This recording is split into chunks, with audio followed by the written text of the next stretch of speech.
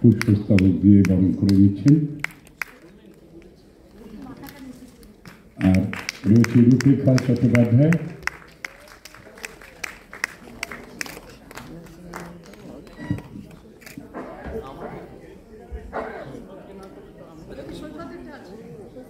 সুতোধারায় নিয়ন্ত্রণের সঙ্গে সঙ্গে কে তুমি পড়িছ বসি আমার কবিতাখানি কৌতূহল ভরে আদি হতে শতবর্ষ পরে, মানে পড়বে কি এমন একটা দ্বিধা সংশয় দ্বন্দ্ব রবীন্দ্রনাথের মনে ছিল।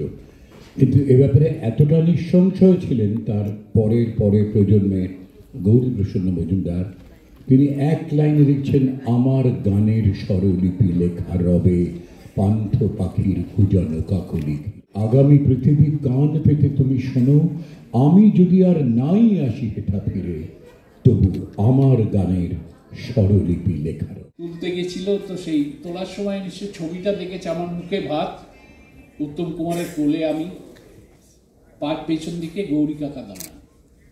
গৌরী কাকা ঢ্যাঙা লম্বা একজন লোক মানুষ, বাবার দুই বন্ধু ছিল এইরকম লম্বা, একজন গৌরী কাকা একজন দ্বিজেন কাকা। এদের সঙ্গে রোজ সকালবেলায় 1 ঘন্টা ঘুম থেকে উঠে পায়ের বালিশ নিয়ে নানান রকম আলোচনা। তো প্রথম আলাপ যখন, তখন আমি প্যান্ট পরি না, প্যান্টের আগে আমাদের ছোটবেলায় একটা জিনিস পরা হতো ইজেরের মতো বলা। তো সেই সময় মার কালো টিপ দিয়ে তেতলার ঘরে শ্যামবাজারে পাঠিয়ে দিতেন, বাবা গান নিয়ে বসেছে, গৌরিকা লিখছেন, অদ্ভুত মানুষ, তখন থেকেই দেখছি। তার সঙ্গে সঙ্গে একটি সুন্দর ছবি। আমি শ্যামলীকে একটু জানাচ্ছি, আজকাল প্রকাশনের পক্ষ থেকে শ্যামলী আচার্য আমার পরিচিত বটেই, অত্যন্ত গুণী মানুষ। আর আজকে এমন সুন্দর দিনে এই বইটি প্রকাশিত হচ্ছে, বইমেলায় আমরা পাবো। আমি শ্যামলীর হয়ে আজকালের জন্য বলে দিই, কারণ বইটা আমাদের খুব পেতে ইচ্ছে করবে, তাই আপনারা নিশ্চয়ই সংগ্রহ করতে পারেন। বরণ করে নিই সংস্থার সঙ্গে তার দীর্ঘ সম্পর্ক।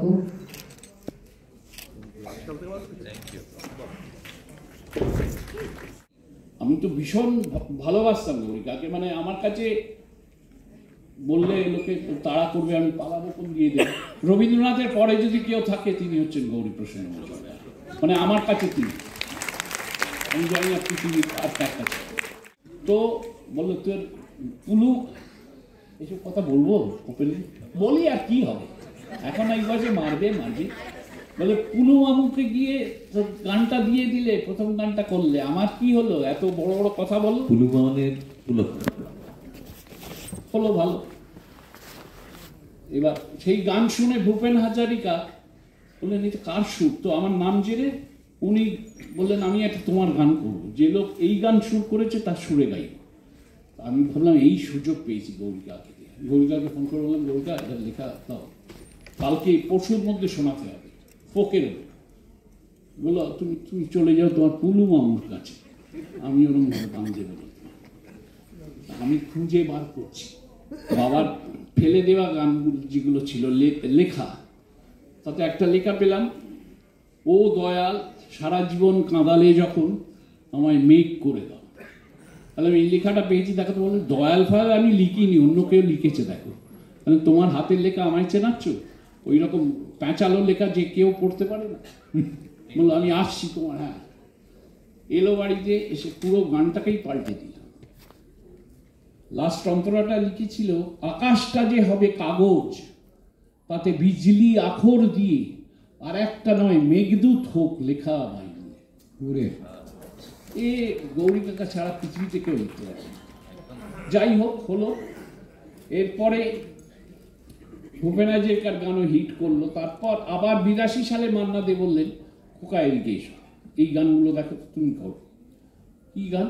7খানা গান, সারা জীবনের গান, সবাই জানেন। মা মাগো মা, হাঁটি হাঁটি পা পা, মাঝরাতে ঘুম ভেঙে যায়, আমায় চিনতে কেন পারছো না, পর পর গান হয়ে গেল। সেটাও হলো। আমার মনের মধ্যে একটা ভীষণ খিচখিচ করছে যে একটা গুরুস্থানীয় মানুষ, সে এতবার দুজন সুযোগ করে এরকম হিট গান হলো, আমি তো কিছু করতে পারলাম না ওর জন্য, বুঝলে সত্যি না? এরকম অবস্থায় বেড়াতে গেলাম, অনেকদিন যাইনি, তো প্যারিসের ওখানে মোমার্জ বলে একটা জায়গা আছে, সেখানে গেছি। সেখানে খুব বাঙালিরা যায় না। মিসেস গান্ধী, ইন্দিরা গান্ধীর বিবাহ সলেমনাইজড হয়েছিল। ওখানে পেছনে একটা চার্চ আছে, এরকম টিলার মতো জায়গা, দুদিকে কফি শপ, সুভেনিয়ার শপ, আর মাঝখানে একটু উঁচু টিলার মতো। এটা হচ্ছে মোমার্থ। যে গাইড নিয়ে গেছিল বললো এখানে সালভাডর ডালি, প্যাবলো নেরুদা, ত্রুফো এরা বসে আড্ডা মারত। কি করতো? আড্ডা মারত। ঢুকে গেল ভেতরে। ব্যাক টু কলকাতা, নিউ আলিপুর থাকি, ছোট্ট দুটো ঘর নিয়ে। গৌরী কাকা আসার কথা, শক্তিদা এসে গেছে। শক্তিদা মানে শক্তি ঠাকুর, আমি কার বাবা বলতে চাই না, শক্তি ঠাকুর মানে শক্তি ঠাকুর। তো শক্তিদা এসছে, শক্তিদার গান করব। গৌরী কাকা এলো। ইন দ্য মিন টাইম দেরি করছেন বলে আমি ভেতরে এমকম পরীক্ষা তখন দিচ্ছি, আমি ভেতরে কাজ করছিলাম, আমি পড়াশোনা করছি।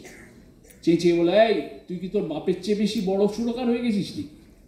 আমি এসে বসে রয়েছি এখানে। তাহলে তুমি শুনতে পেয়ে বেরিয়ে এসছি। তখন গলায় ক্যান্সারটা ইনসেক্ট হয়েছে। আমার ছোট বোনকে ডেকে বলেছে একটু অমৃতঞ্জন মালিশ করে দে তো। অমৃতঞ্জন মালিশ করছি। আমি ভেতরে বসে আরো কথা বল, বিড়ি সিগারেট খাচ্ছিস ভেতরে, তুই আড্ডা আর এই সমস্ত নির্বাচন নিয়ে একটা গান লেখো না। বললো তুমি কি অক্সফোর্ডের এমএ নাকি, আমাকে ডিকটেট করছো কি নিয়ে গান লিখতে হবে? শক্তির গানটা ঠিক করো। লিখতে পারবে না তুমি, এটা পুলকাকে বললে পুলকা সঙ্গে সঙ্গে লিখতে। আমি একটুখানি আগুন দিচ্ছি। তাই না রে, লেখ। কফি হাউসের সেই আড্ডাটা আজ আর নেই, কোথায় হারিয়ে গেল সোনালি বিকেলগুলো। সেই that became his signature song.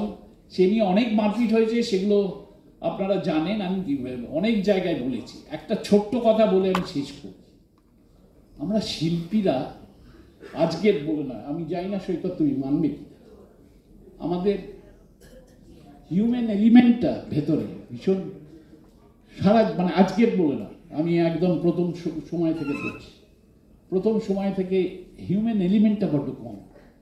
এমন একটা লোক, হ্যাঁ, যার কাছে কোনো ভারতবর্ষের শিল্পী বাংলা গান গেয়েছে সে ঋণী নয়।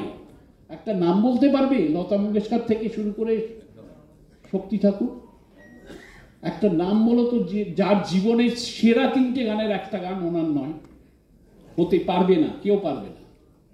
সেই লোকটাকে শেষ সময় আমি শক্তিদার কাছে শুনেছি, বোম্বের এক হসপিটালে মেঝেতে শুয়ে মারা যেতে হলো।